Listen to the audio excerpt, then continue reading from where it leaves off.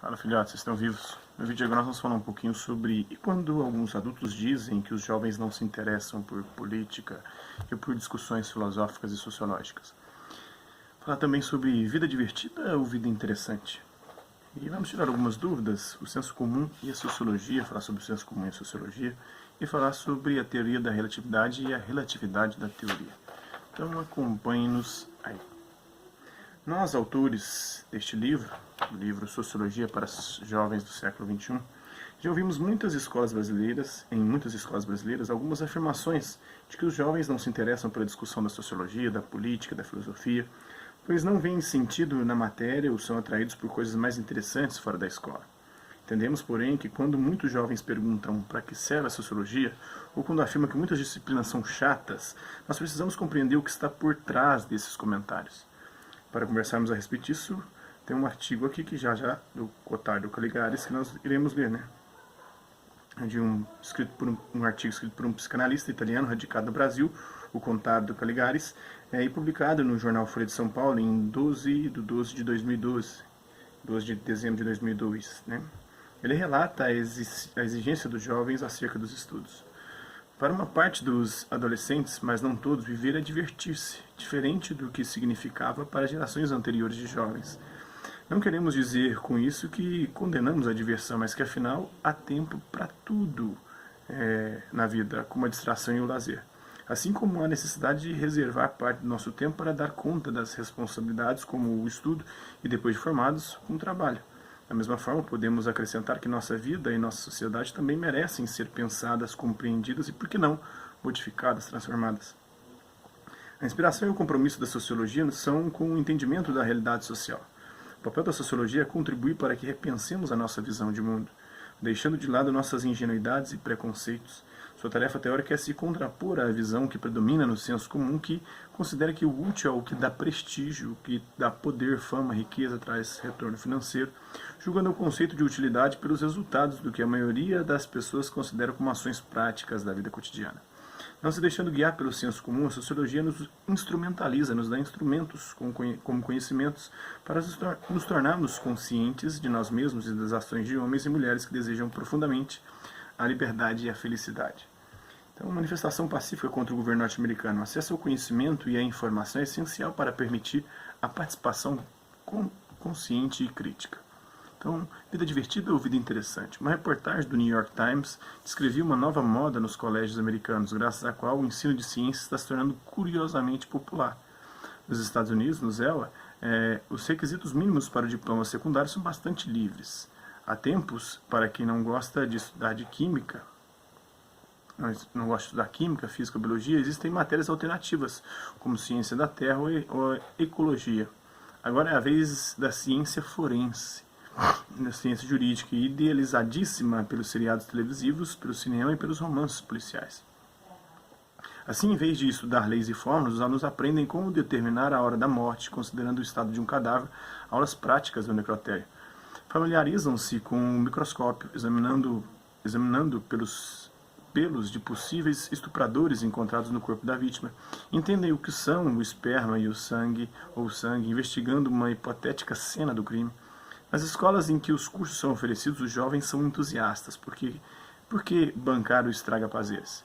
O fato é que a reportagem me deixou um mal-estar. Fiquei com a impressão de que a química, a física e a biologia estivessem desistindo de ter qualquer apelo próprio. As formas estabelecidas da diversão, sobretudo a televisão e o cinema, e agora Netflix, na internet, decidiram como e o que podemos aprender. Filosofia, história, inglês, português, no nosso caso, seriam vítimas do mesmo processo. Lembrei-me de conversas recentes com um jovem estudante universitário que, com grande angústia dele e dos pais, quer largar os estudos, ao menos temporariamente. E ele queixava-se de que todos os cursos seriam chatos. Como assim chatos? Perguntei. Não são divertidos, respondeu. Estranhei. Quem disse que um curso deve divertir alguém? Onde está a dimensão também do sacrifício, do sofrimento que faz parte da vida? A vida não é só fazer coisa alegre e gostosa e que dá prazer pra gente. A partir dos anos 90, encontro adolescentes para quem o mundo parece tolerável apenas se puderem distrair-se dele. E os vizinhos são frequentáveis, a condição de não se comprometer com eles. O que era alienação nos anos 60 tornou-se a escolha de vida nos anos 90, segundo Contário Caligares, em 2002. Então vamos tirar algumas dúvidas? O senso comum e a sociologia. Até aqui nos preocupamos em argumentar sobre a necessidade de estudar sociologia, filosofia, pensar no nosso mundo sociologicamente, filosoficamente e sua utilidade na vida de milhões de jovens.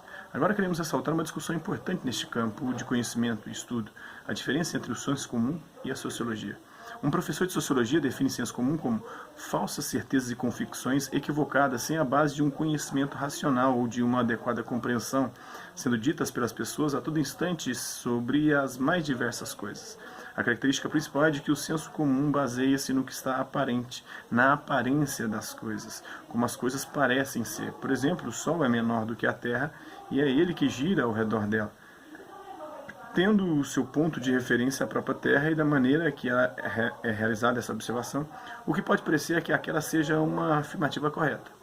Porém, só parece, pois a astronomia, com seus cálculos matemáticos e as suas considerações físicas, verifica a realidade que o Sol é muitas vezes maior que a Terra. E desde Copérnico confirma-se na realidade que é a Terra que se move em torno do Sol e não o Sol que gira em torno da Terra. Da mesma forma que este simples exemplo, a sociologia recorrentemente defronta-se com o senso comum das pessoas, desdobrando-se em imobilidades, discriminações e preconceitos, segundo Giglio, no artigo de 2000. Então, o senso comum se caracteriza por opiniões pessoais, generalizantes, individuais, particularizadas. Ou seja, julgam-se coisas ou fatos específicos como se fossem coisas ou fatos universais. Enfim, falsas certezas sem fundamentação científica, como por exemplo, todo bandido é favelado, todo bandido merece morrer, todo político é corrupto, o povo brasileiro é preguiçoso.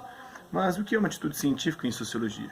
É a atitude de, a partir da constatação de um problema social, observar os fatos e a realidade dos indivíduos e grupos, suas relações, formular uma hipótese de explicação, pesquisar e estudar com uma profundidade o assunto e, ao final, pronunciar leis ou tendências de que um fato possa ocorrer em razão de determinados motivos.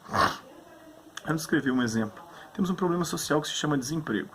É social porque sua origem se relaciona com a forma de organização da sociedade, atingindo vários indivíduos. A partir dessa constatação, poderíamos formular a hipótese de que a política econômica de um governo promove o desemprego. Em seguida, passamos a observar a realidade com dados estatísticos em mãos, pesquisas com desempregados para ver os motivos que levaram ao desemprego. Ao final, retornamos à nossa hipótese e podemos verificar se determinadas decisões políticas governamentais tendem a provocar o desemprego em massa num país. A mesma atitude pode ser tomada para se pensar sobre as possíveis causas da violência. Ao contrário do senso comum, não devemos partir para generalizações ao primeiro contato com o fenômeno social. É necessário investigar as relações entre os fatos e acontecimentos e também suas raízes históricas, como, por exemplo, a questão do racismo na sociedade brasileira. Certamente, esse fenômeno social tem fortes raízes na escravidão, mas principalmente nas relações que o homem branco europeu estabeleceu com os povos africanos e indígenas a partir do século XV. Portanto, posteriormente, trabalharemos com várias teorias sociológicas, conceitos e temas que nos ajudem na nossa imaginação sociológica. Ou seja, vamos partir do senso comum sobre como são entendidos os fenômenos sociais, sobre as relações que existem entre os indivíduos e problematizar esse senso comum. E aquilo que pode nos parecer natural nas relações sociais pode ser desnaturalizado, deixando de ser visto como natural e até mesmo imutável, para ser compreendido como é algo social, ou como nos diz Wright Mills, em 1975, para compreender nosso mundo cotidiano. Vamos olhar além dele. Então, interdisciplinaridade, conversando com a física, a teoria da relatividade e a relatividade da teoria. Uma charge bastante interessante circulou na internet uns anos atrás, em 2011, assinada pelo cartunista canadense Doug Savage, que mostrava como físicos e filósofos pensam de maneira diferente. Retratava uma conversa entre eles, bebendo em um bar, travando o seguinte diálogo: "Eu estudo a teoria da relatividade", disse o físico. E o filósofo disse: "Eu estudo a relatividade da teoria". Então, a charge e o diálogo podem servir para começarmos uma discussão que queremos propor a você, estudante do ensino médio, ou estudante de forma geral, qualquer pessoa que busca o conhecimento.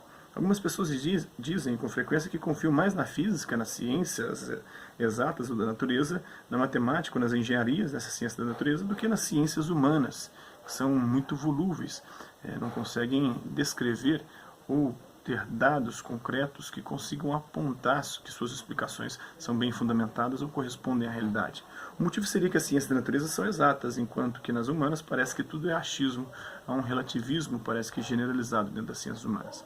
Há um certo consenso de que, do ponto de vista da epistemologia, parte da filosofia que lida com a teoria do conhecimento, isto é, discute a validade lógica e a coerência de uma determinada teoria ou área do conhecimento, uma ciência como a física seja mais delimitada, mais rigorosa, mais específica do que a psiquiatria, por exemplo.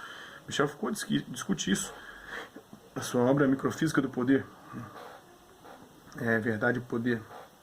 Mas muito se engana quem acha que nas ciências da natureza as questões políticas e sociais possam ser desprezadas. Há diversos exemplos onde podemos constatar, estudando a história das ciências em uma perspectiva sociológica, o quanto as questões sociopolíticas são importantes para determinar a estrutura de uma determinada ciência, inclusive a ponto de suas pesquisas serem manipuladas em virtude dos interesses de empresas e grandes corporações. E você, estudante, já havia pensado a respeito disso? O que você acha de aproveitar essa proposta de diálogo interdisciplinar para aprofundar essa discussão? Isso foi escrito por Vitor de Oliveira Moraes Lara, que é professor de Física do Instituto Federal de Educação, Ciência e Tecnologia do Rio de Janeiro, do IFRJ, graduado, mestre e doutor em Física pela Universidade Federal Fluminense. Então é isso aí, espero que vocês tenham gostado do vídeo. Quem curtiu, dá um like, quem não curtiu, dá um dislike. Quem se interessar pelo conteúdo do canal, é só se inscrever, ativar o sininho e aguardar os próximos vídeos, as próximas notificações. Deixe também seu comentário, dizendo o que você tem achado dos vídeos e sugestões de temas e assuntos para serem abordados em vídeos posteriores. É isso aí, hasta la vista, babies, e até a próxima.